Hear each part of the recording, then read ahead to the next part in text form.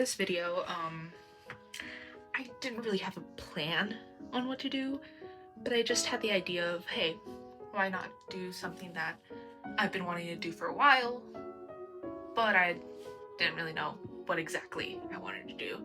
So finally I came up with the idea of, hey, I have this reoccurring nightmare, and I saw Lavender Town make a video, I don't know how many months back, but a while back, maybe a year ago, of drawing her reoccurring nightmares. So I'm like, maybe I could draw my reoccurring nightmare and see how messed up it actually is, because I really don't know.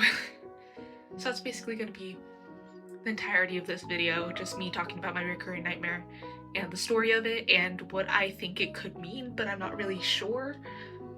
But let's just get right into it.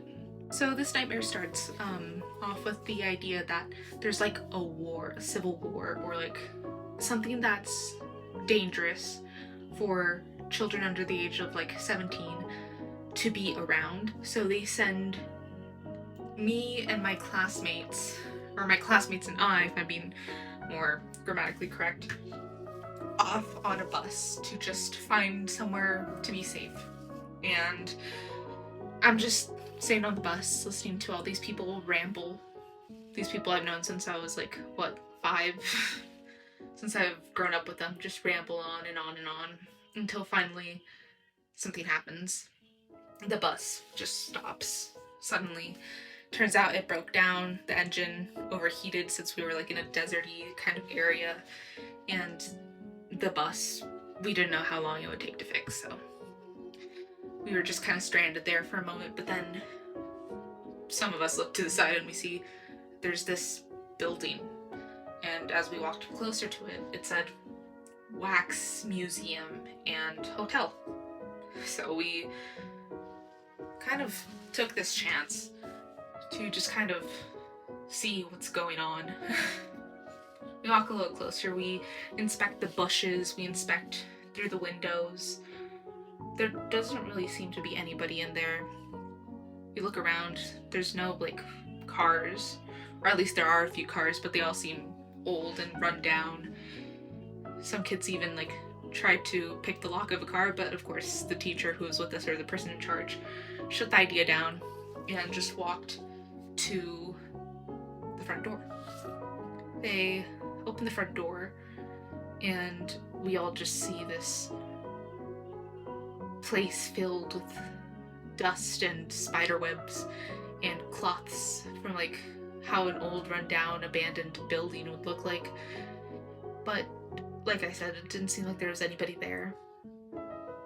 But there was a lamp in the middle of the table, or like in the middle of the room on a table with a sheet on it. And the teacher tried to turn it on. Of course it didn't work. Or at least it didn't work for the first few seconds. And it turned on. It kind of came to a decision of, do you want to sleep out in the desert where there's a lot of scorpions? Or sleep in a hotel that's abandoned and probably haunted, but the decision was of course very easy to make. Rather sleep inside than outside, it was better than nothing. So as we walked in, there was this door. It had like yellow and black police tape. Like it was closed off for some reason. And it looked familiar in like just a weird kind of way. So I kind of ignore it, so we just keep walking in, and of course we each find our own rooms, our own beds, and we fall asleep for the night. I couldn't really fall asleep, and I tried many times, but I just couldn't, so I just stayed up reading a book with the flashlight that I had on me. And then there was like this scream, maybe around midnight, maybe 1 o'clock. It was around that time. But there was this just blood-curdling scream. Like, I've never heard it before.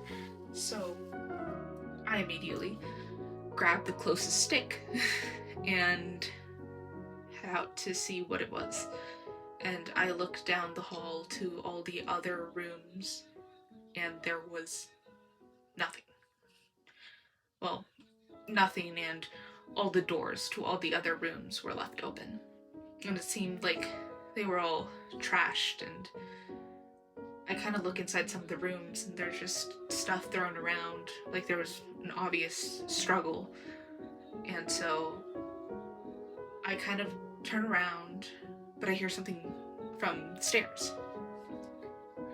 So with my stick in hand, I start heading down those stairs slowly, but surely. I eventually get to the bottom, and at the bottom of the stairs, I notice that there's the door that had yellow caution tape. The caution tape now ripped and on the floor, like somebody just pushed the doors open without a care in the world. And they just kind of course off, because that door was closed, but there was noise coming from inside the door, or inside the room that the doors led to. So I open the door, of course, and there inside I see all my classmates tied up with claws around their mouths, just so that they wouldn't make a sound, their arms and hands tied up behind their backs. And they just looked scared.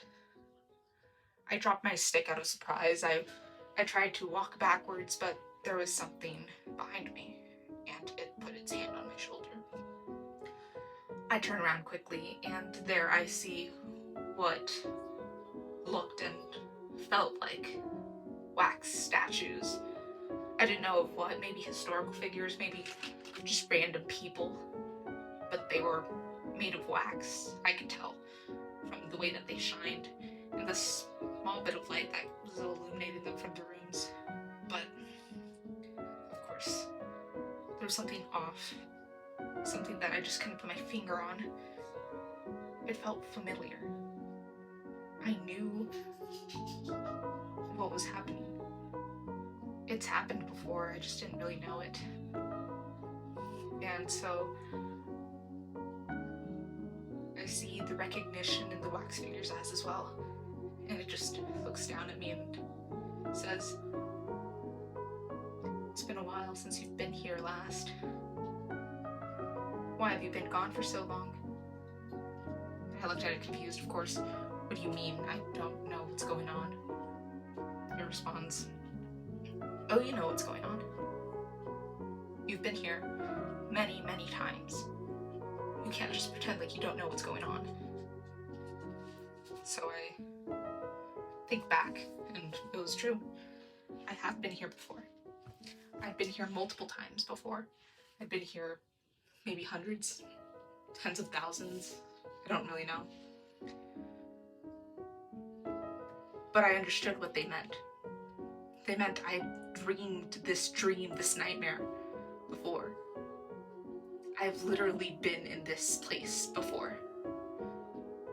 Once the realization hit, I woke up. And it's the end of the nightmare. I don't really have much else to add on to these drawings or story. It's just been a reoccurring nightmare that I've had for maybe years. Like I said, it probably started when I was 7, maybe 9. But I've had it so many times, less now than I did back then, but it's still alarming that the dream was aware that I'd been there before. And I guess there could be a bunch of meanings. I really don't know, because I've always believed that dreams do have meanings, but I don't really interpret them that way sometimes. Just kind of an interesting story that I found intriguing in any which way. But since I don't really have much else to talk about, I'll just let you enjoy the rest of the drawings with the music that's going on in the background. So yeah, there you go.